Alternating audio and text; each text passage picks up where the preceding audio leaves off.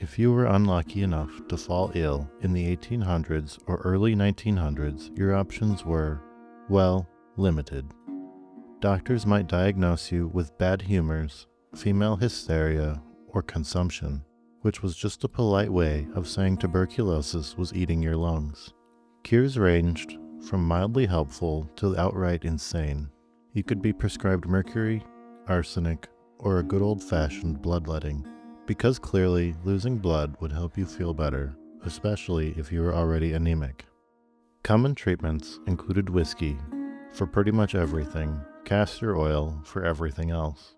If you were lucky, quinine might actually help with malaria.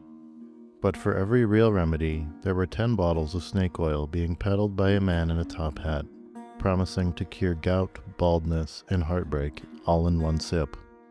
It wasn't just salesmen either. Newspapers were the only real way to keep up with what was going on in the world. They were riddled with ads for miracle cures. Hospitals were rare and hygiene was worse. This was a time when the line between medicine and quackery was razor thin, and sometimes your best bet was to just ride out your illness and hope you don't end up buried in the ground with a bottle of miracle tonic clutched in your hand. A few reasons you might be seeking a cure might have been consumption, which was the 19th century term for tuberculosis. If you had a persistent cough, weight loss, and were pale, you were said to be consumed from within. It was deadly, slow-moving, and everywhere. Dropsy. This was swelling due to fluid retention, often caused by heart failure or kidney failure. But without understanding the cause, doctors just labeled the symptom dropsy. Apoplexy, a catch-all term for sudden loss of consciousness or paralysis, what we now recognize as a stroke or aneurysm. Rheumatism, joint and muscle pain with no immediate clear cause. Everyone over 40 seemed to have it. Neuralgia, any sharp or chronic nerve pain, especially in the face. It was often used to describe mysterious headaches or nerve-related suffering. Maybe you had hysteria. Exclusively diagnosed in women and blamed on their uterus wandering around the body, symptoms can include irritability, anxiety, fainting, or anything that made men uncomfortable. Let's focus on that one for a minute, because it's important. We now know that hysteria is just how they described various mental illnesses. Women made up a disproportionate percentage of hysteria sufferers in that time, perhaps because the root of the term comes from the Greek word hystera, meaning uterus, because doctors believed a woman's womb could literally wander around her body, causing chaos. Treatments were as bizarre as the diagnosis itself. These ranged from isolation in rest cures, where women were confined to bed and forbidden to read, even pelvic massages performed by doctors to induce hysterical paroxysm, which means exactly what you think it does. Actually, this practice is what led to the invention of vibrators.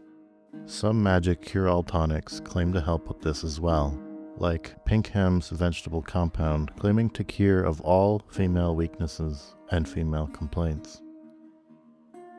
Pinkham's vegetable compound was marketed as a purely herbal remedy for women's ailments. But like many 19th century tonics, the label left out a few key details, like how much alcohol you were actually chugging.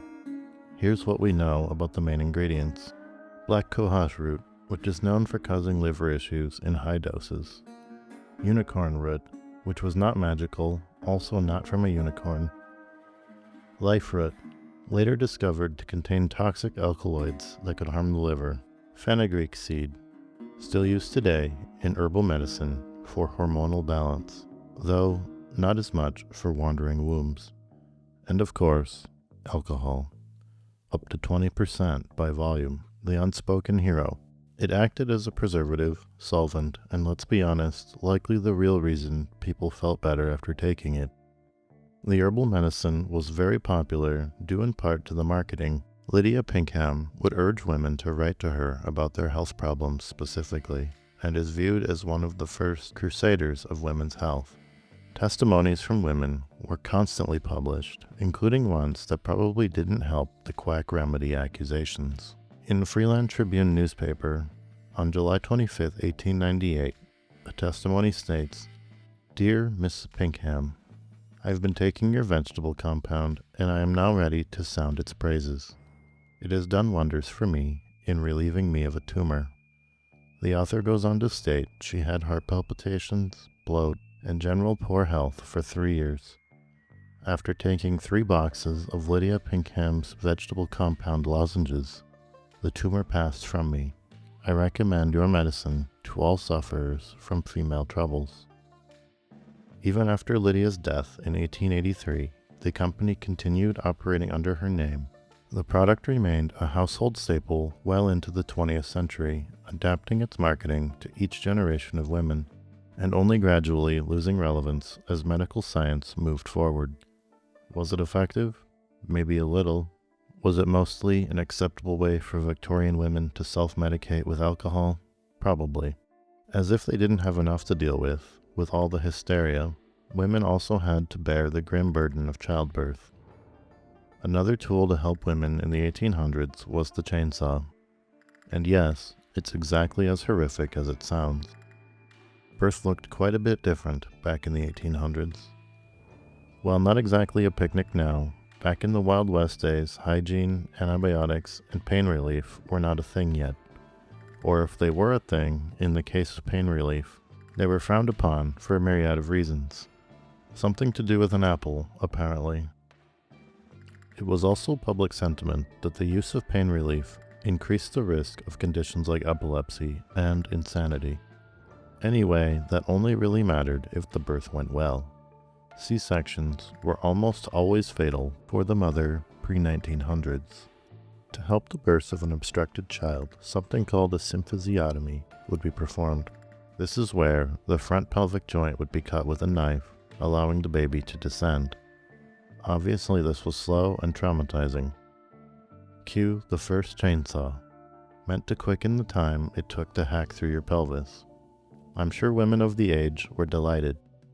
The tool was created by Scottish doctors in 1785. You rotated the teeth with a hand crank.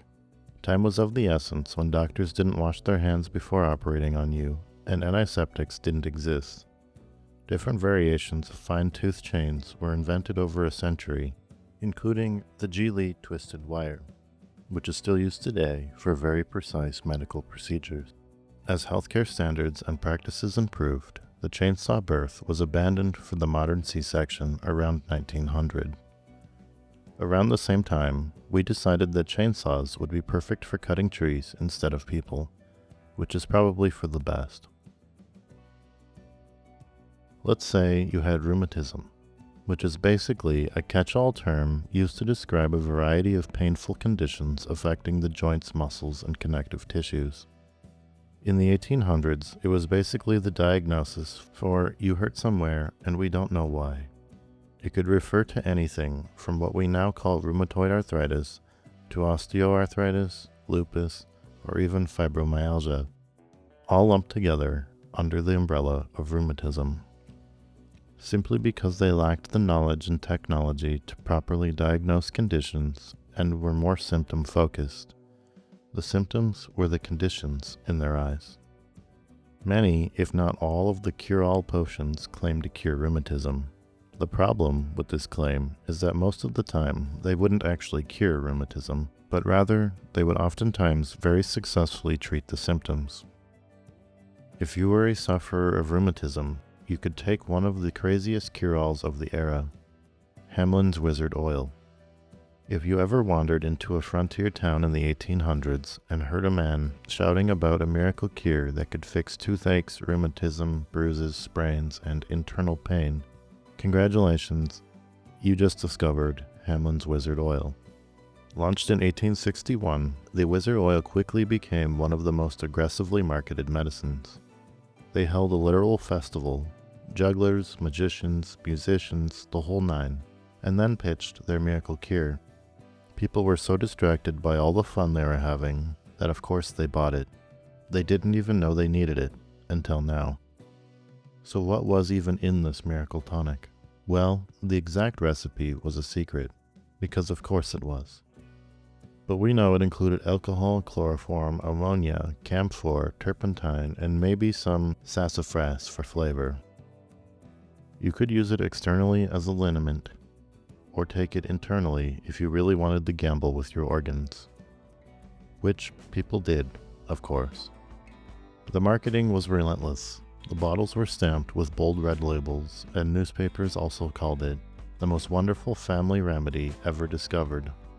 Testimonials poured in from folks who said it healed their ailments, though most of these were probably written by the same guy wearing different hats.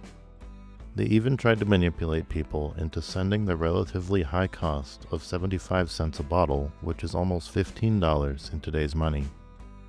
In an advertisement in a newspaper from Iowa on June 1st, 1866, warned people, "The merits of this medicine is of far greater importance than the price. Beware of cheap medicines. The lowest priced remedies are necessarily made of the poorest quality of drugs, and are not only utterly, but are positively injurious to the human system." A little hypocritical, I would say. Like many patent medicines of the time, wizard oil ran into trouble with the Pure Food and Drug Act of 1906. Turns out, making wild medical claims and selling mystery solvent as a cure-all was slightly problematic. But by then, the damage had been done, profits had been made. Hamlin's Wizard Oil had become a household name, a symbol of 19th century American quackery wrapped in showmanship and sweet-smelling solvents. So was it medicine? Not really. Was it a scam? Mostly. But for a generation of aching Americans with no other options, Hamlin's Wizard Oil was hope in a bottle. Loud, questionable, and flammable hope, but hope nonetheless. It wasn't until the Pure Food and Drug Act of 1906 that companies had to start labeling what was actually in their products, which must have been a real party pooper for the snake oil industry. You might have grasped, a common denominator in these medicines is indeed hard drugs. Opium, morphine, cocaine, and even heroin were truly the quiet little workhorses of 19th century medicine. It was sold over the counter with no warning labels, no dosage instructions, and no real understanding of the consequences. In fact, the 1800s were a golden age of self-medication. You didn't need a prescription, and the concept of addiction hadn't really made it into medical vocabulary yet. A person could be absolutely strung out and still be considered the picture of Victorian refinement, so long as they didn't talk about it. Pharmaceutical companies at the time, before there were regulations or ethics boards, loved to mix opiates into all sorts of concoctions. Mrs. Winslow's soothing syrup, for example, was marketed specifically for teething babies. Its formula? Alcohol, morphine, and a dash of sugar. Babies stopped crying all right, sometimes permanently. It was recognized pretty early into the morphine craze that it caused addiction. To combat this, they made an even more effective version that, for some reason, they didn't think was going to be as addictive. It hit you harder and faster. Heroin was more effective than morphine at killing pain, suppressing coughs, and calming anxious Victorian nerves.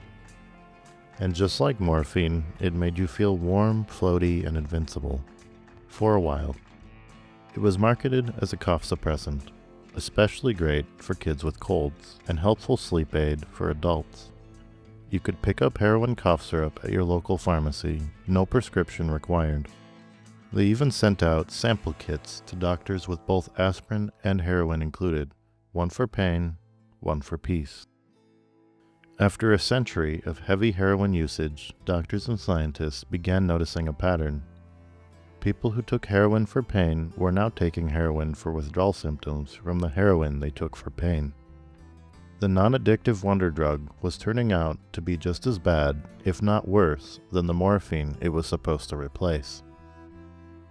By 1914, the United States had started regulating narcotics, and by 1924, heroin was banned entirely for medical use. But the damage was already done. Heroin addiction was now a thing. Clearly they messed up with these addictive drugs. But at least it was done for the sake of medicine. At least they didn't add drugs to, say, soda. Or did they? The famous drink Coca-Cola, which famously combined cocaine and caffeine, making a drink so ridiculously stimulating it could probably wake the dead temporarily. Derived from coca leaves, native to South America, cocaine made its debut in European medicine with a bang. It was hailed as a stimulant, a local anesthetic, a cure for morphine addiction, and according to some very excitable physicians, a remedy for basically anything that made you feel sluggish, sad, or human. The scientific community was especially jazzed. In 1884, a young Dr. Sigmund Freud wrote an enthusiastic paper titled Über Coca, praising the drug's energizing effects and suggesting that it might cure depression, anxiety, and even indigestion. He also handed it out to his fiancée, his colleagues, and possibly his dog. What could go wrong? And of course, you couldn't market a wonder drug in the 1800s without claiming it cured everything. Basically, if you had any complaint that made you feel less than thrilled about 19th century life, cocaine could help. That is, until people started noticing the negative side effects: insomnia, heart palpitations, aggression, hallucinations, and full-blown addiction. Cocaine did have a bright side to it, though. It was discovered to be a very effective local anesthetic. Doctors and surgeons were thrilled. But yes, cocaine didn't cure hysteria or rheumatism, and it came with almost as many downfalls as heroin and morphine did. By the early 1900s, cocaine was being regulated, and by the 1914 Harrison Narcotics Tax Act, it was effectively criminalized in the United States, along with heroin and opium. But for a solid few decades in the 19th century, cocaine was king, and no one blinked at the idea of giving it to your children, your wife, or anyone really. Though you'd be lucky if the treatment you got for rheumatism was drugs. Since it was such a broad diagnosis, there was a broad range of cures. Included in this was bloodletting. Yes, still, the theory was that bad humors were clogging up your system, and opening a vein or using leeches would set things right. In reality, you just ended up dizzy, tired, and still in pain, or even dead. Mercury and arsenic compounds, because what better way to treat joint pain than with slow poisoning? Mercury was used in ointments, pills, and injections. Arsenic showed up in tonics and was believed to stimulate the system. It often simulated a funeral instead. Sulfur baths and hot springs. Spas and natural springs were popular destinations. People soaked in mineral-rich waters for hours, hoping the sulfur smell meant it was doing something. This one actually had some anti-inflammatory effect. Plus, it gave folks an excuse to leave the farm once in a while. Mustard plasters. A mustard paste was smeared on a cloth and applied to sore joints. It created intense heat and skin irritation, which, surprise, distracted you from the deeper pain. Electric belts and magnetic bracelets. These were the 1800s versions of wellness tech, basically scams. They promised to stimulate the joints with mysterious currents or magnetic fields. They didn't work, but they looked futuristic and helped sell newspapers. Snake oil liniments, sometimes literally. Some tonics contained actual Chinese water snake oil, which had omega-3s and could reduce inflammation. But most were fake and included turpentine, camphor, and alcohol, and a little false hope. Traveling salesmen made a killing. So if you were a rheumatism sufferer, even after all that, then you should feel lucky enough to take your opioids and leave well enough alone before the doctor tried to slather you with condiments. In the 1800s, consumption, what we now call tuberculosis, was one of the deadliest and weirdly romanticized diseases of the era. It killed more people than smallpox, cholera, and dysentery combined. It happened slowly and dramatically. Pale skin, sunken eyes, persistent coughing, and a slow fade into what was sometimes called a beautiful death. But for all the poetic nonsense about it, actual treatment options were less than inspiring. If you were really desperate, You might read about Dr. Williams' pink pills for pale people in the newspaper. It claimed to cure tuberculosis, anemia, palpitations, female problems, or general paleness.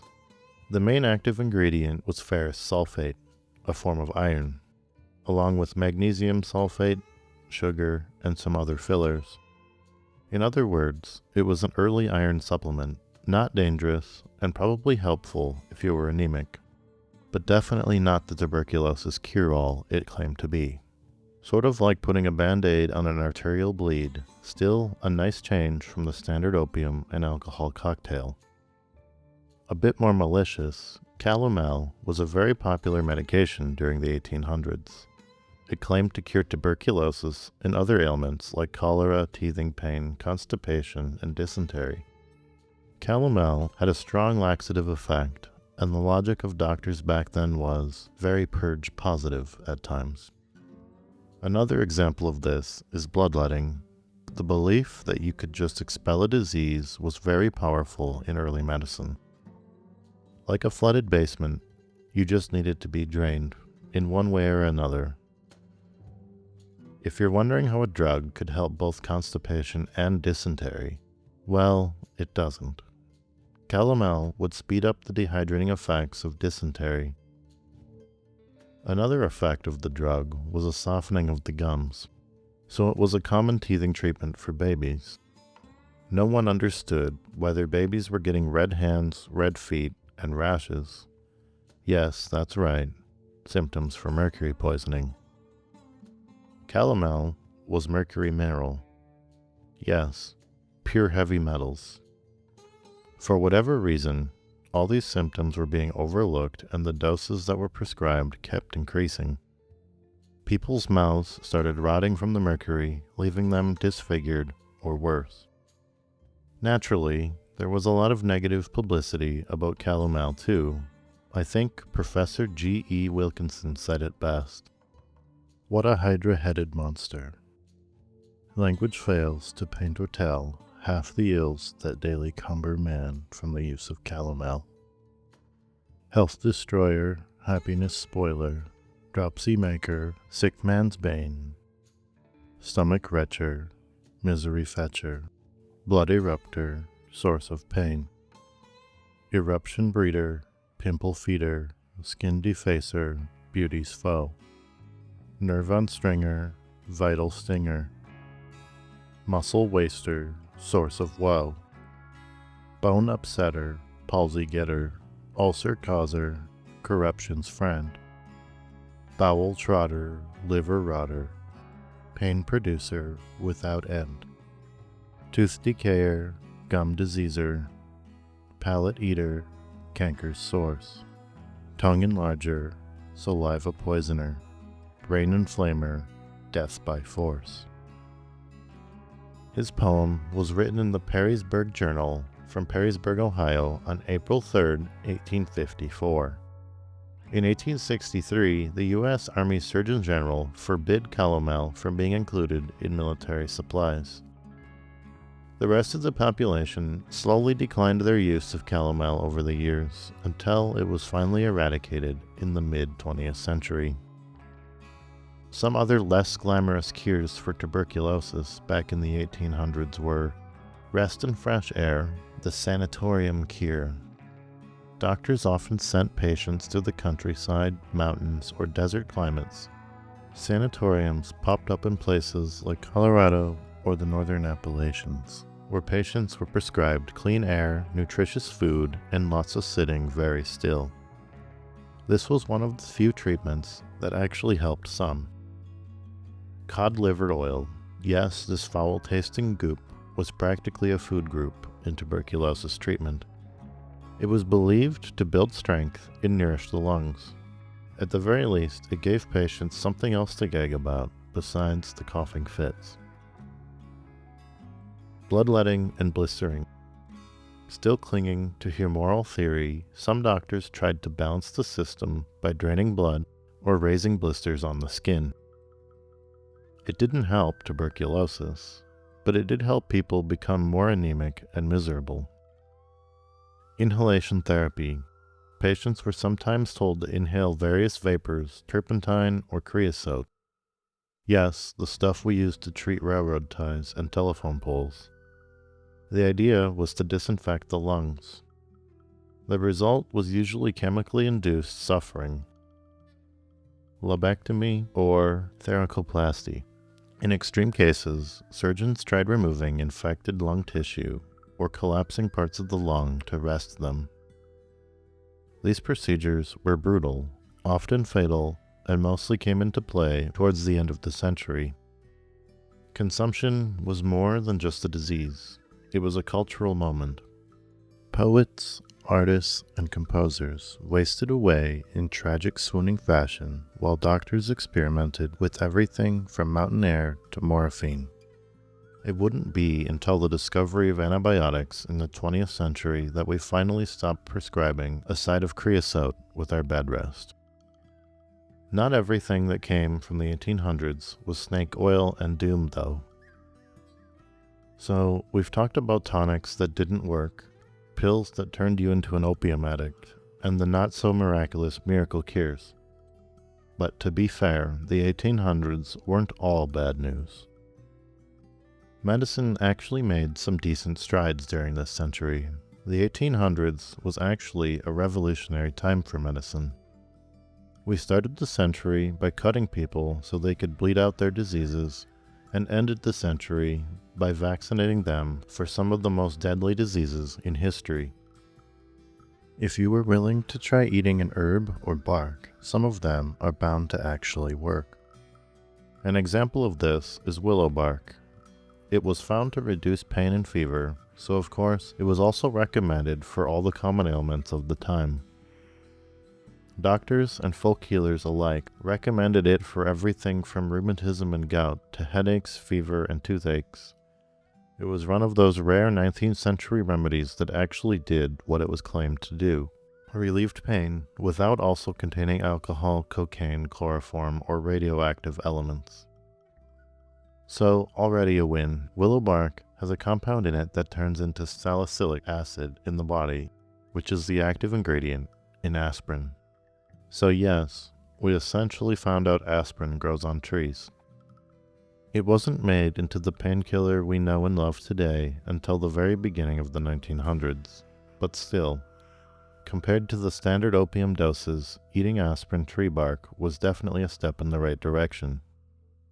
Now, if you were sweating through your sheets, hallucinating, and generally wondering if death would be kind enough to hurry up, congratulations, you probably had malaria. And if it was in the 1800s, your best hope of survival came from a small bitter miracle, quinine. Another win for trees. Quinine is a compound derived from the bark of a South American tree. Indigenous peoples had been using it for centuries to treat fevers, and by the 1800s it had become the go-to remedy for malaria, which was rampant just about everywhere that had mosquitoes. But quinine came with a catch. It tasted terrible, like chewing aluminum foil dipped in battery acid. So what did people do? They got clever. They mixed it with sugar, lime, and a generous splash of gin, thus inventing gin and tonic. A cocktail born out of necessity. Cheers to survival. Though quinine wasn't without side effects. Take too much, and you might experience nausea, tinnitus, blurred vision, and occasionally full-blown hallucinations. But for most people, that was still better than dying of malaria. Over time, synthetic versions of quinine were developed, and other anti-malarial drugs took over. But for a good chunk of the 19th century, the bitter bark extract was one of the few treatments that actually worked. No snake oil, no radioactive water, just a centuries-old natural remedy that fought disease and created happy hour all at once. As if it couldn't get worse, you could wake up with oozing pustules, fever, and blindness. No tree bark is going to come save you this time. You have smallpox. Probably the flashiest disease of the 1800s, and not in a good way.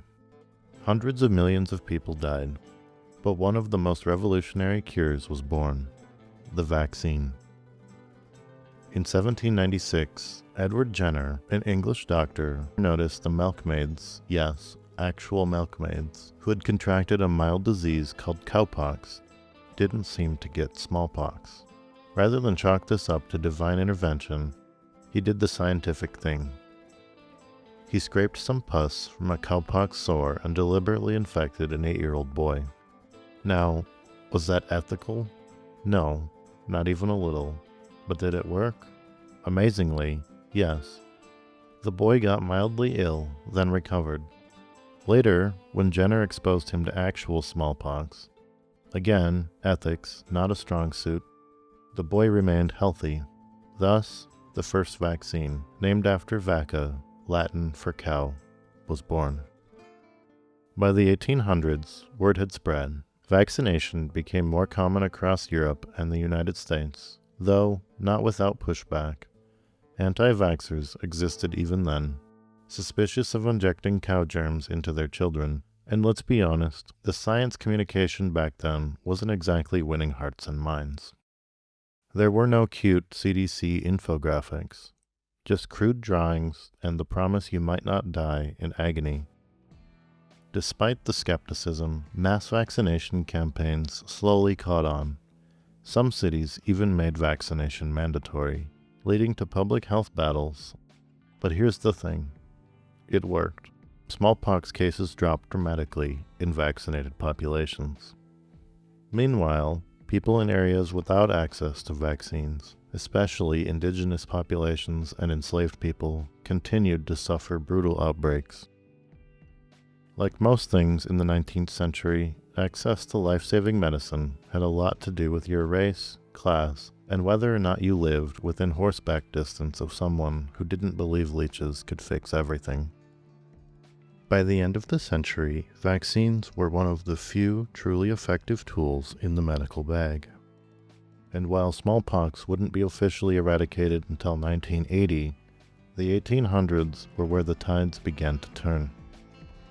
In a century full of opioid tonics, snake oil, and radioactive toothache drops, the smallpox vaccine stood out as one of the first examples that real medicine could actually prevent disease, instead of just chasing it down with a shot of whiskey and a prayer.